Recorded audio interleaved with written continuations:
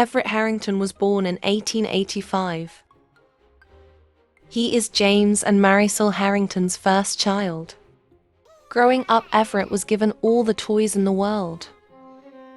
Since he was a baby, Everett was given many gifts his father made for him. His father would craft many toys for his toy shop. If Everett liked it, it would be stocked at the shop. Besides that, his father wasn't around much. That left Everett to play with his mother and sister. With his father around less, Marisol retired from making dresses, so she could spend time with her children. By then, James made so much money that he sold his toy shop and bought a factory. Whenever he was around, he always brought gifts. Everett would still test new toys as he got older. James wanted to make something for every age. They would often brainstorm ideas for new toys and games. In the few times he was home, he would get into an argument with Marisol. Everett hated when they argued. He just wanted them to get along. One afternoon, James brought Everett to the toy factory, the place where all the toys were made and a wonderland for children.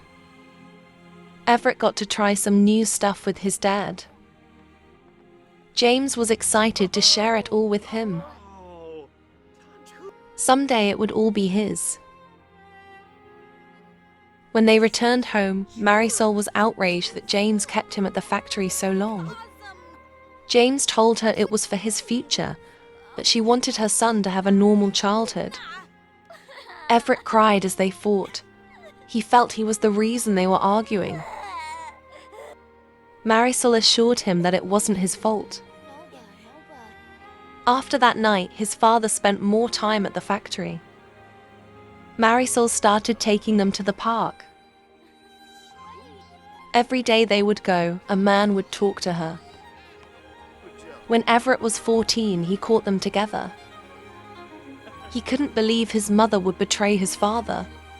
He would tell his father immediately. The couple had broke out into another argument, but this time Marisol had enough. She was leaving him and taking the kids with her. Everett was so distraught and disappointed in her. He refused to leave with her. Marisol was hurt, but respected his decision. She took his sister and left. Staying with his father wasn't exactly what Everett expected it to be. There wasn't much to do at home, so he would spend his time at the factory. He would entertain himself while his father worked. It wasn't very fun playing by himself. Even with all the games available to him, he was still bored out of his mind. His father only made time for him when he needed ideas. Everett regretted his decision to stay. He started spending more time with his mother and sister. He apologized to his mother and asked if he could move in with her. Marisol told him it was fine. He would just have to tell his father first.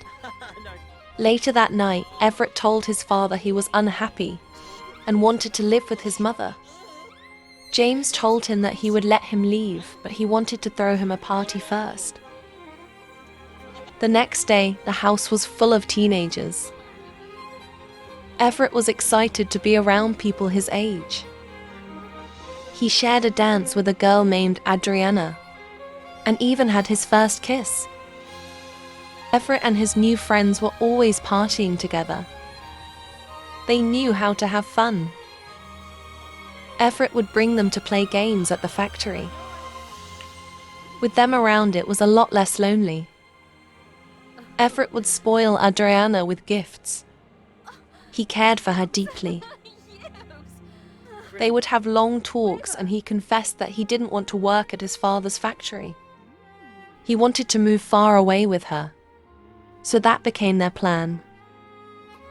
But everything changed when Adriana told him she was pregnant. Everett wanted to be able to support her and his unborn child. So he returned to the factory and told his father he was ready to work, but it would be on his terms. He would work at home to brainstorm his new ideas. That way he could spend time with Adriana. In 1901 they eloped, then moved into their own home. Then months later their baby was born, a boy named Harrison. After his son was born, Everett couldn't imagine going back to work. He didn't want to miss a moment with his family. He spoke to his father and they made a deal.